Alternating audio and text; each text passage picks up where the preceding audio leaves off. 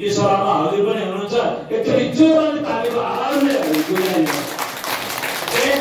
भन्नुको साथ यो भने प्रिय मित्र, दुर्गन्धभित्र सुगन्धको सम्भावना हुन्छ।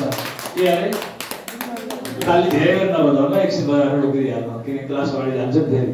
दुर्गन्धभित्र सुगन्धको सम्भावना हुन्छ। आज म केही गर्न सकिनँ, मैले केही गर्न पाइनँ भन्दैमा तपाईँ निराश नहुनुहोस्। दुर्गन्ध तपाईँले फालेको फोहोर, आज अलिकति फाल्नु भान्साबाट, भोलि अलिकति फाल्नु, पर्सि अलिकति फाल्नु गर्दा गर्दै के हुन्छ, त्यो थुप्रो बन्छ, हुँदैन? तर त्यही थुप्रो लगेर गुलाबको बोटमुनि राखिदिनु के हुन्छ? त्यसको लागि प्राणदान भन्छ। भन्नुको अर्थ तपाईँ यो सम्झिनुहोस्, संसारमा सबै प्रकारका प्राणीहरू एउटै छन्। तपाईँको पोजिटिभनेस र अर्काको पोजिटिभनेसमा तलमाथि जहिले पनि भइरहेछ, मलको टुक्रो जस्तै।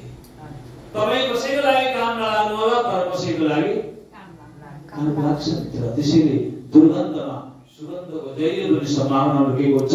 जीवनमा म प्रिय मित्र यहाँलाई अनुरोध गर्छु, दुईटा गुरु बनाउनु होला। कतिवटा गुरु?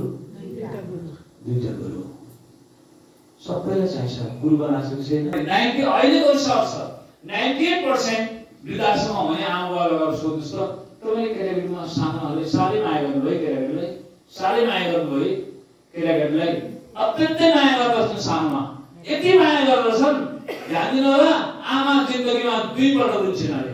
ध्यान दिनुहोस् प्रिय मित्र, याद छ कि छैन? प्लिज क्लासमा ओरिएन्टेड होस्।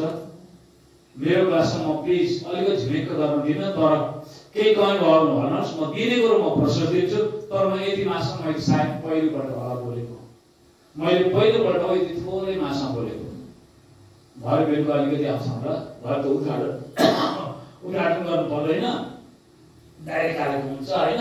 मैले यति कार्यक्रम यति सानो कार्यक्रम गरेकै छैन, किनकि मेरो कार्यक्रम प्रायः मान्छे खचाखच हुन्छ धेरै जसो। आउनुहोस् प्रिय मित्र, म कुरा गरेको थिएँ। प्रिय मित्र ध्यान दिनु होला, के भन्दै थिएँ? दुईपल्ट रुन्छन् आमा। ध्यान दिनुहोस्, कतिपल्ट? दुईपल्ट। एकपल्ट रुन्छन् अरे सानोमा, चाँडै पऱ्यो भने अभि बाबु भन्छन् अरे, डर लाग्छ अरे। कहाँ च्याप्छन् अरे? काखमा चाहिँ कहाँ पऱ्यो भने कसलाई बच्चालाई। त्यति बेला बच्चा बिरामी भयो भने के भयो भने आमा रुन्छन् अरे, किन? मेरो बाबुले खाएन, मेरो बाबुले खाएन, कति बेला मेरो बाबु खान बिरामी हुन्छ होला। आमाको चिन्ता कहाँ जान्छ? ध्यान दिनु होला। आमाले त्यति तपाईँलाई बाउ पनि सँगै हो, म बाबुलाई यस्तो भनिरहेको छु, तर आमा भनेको आमै हो। जेसुकै भए पनि 9 महिना भ्रूणसँग सम्बन्ध गाँसिएको हुन्छ केटाकेटीको। अनि आमा त्यति बेला रुन्छन् अरे, बच्चाले एक दिन खाएन भने आमा धुरुधुरु रुन्छन् अरे, किनभने बच्चाको स्नेहले गर्दा। अनि आमा जिन्दगीमा अर्कोपल्ट रुन्छन् अरे, छोराले मलाई खाना दिएन।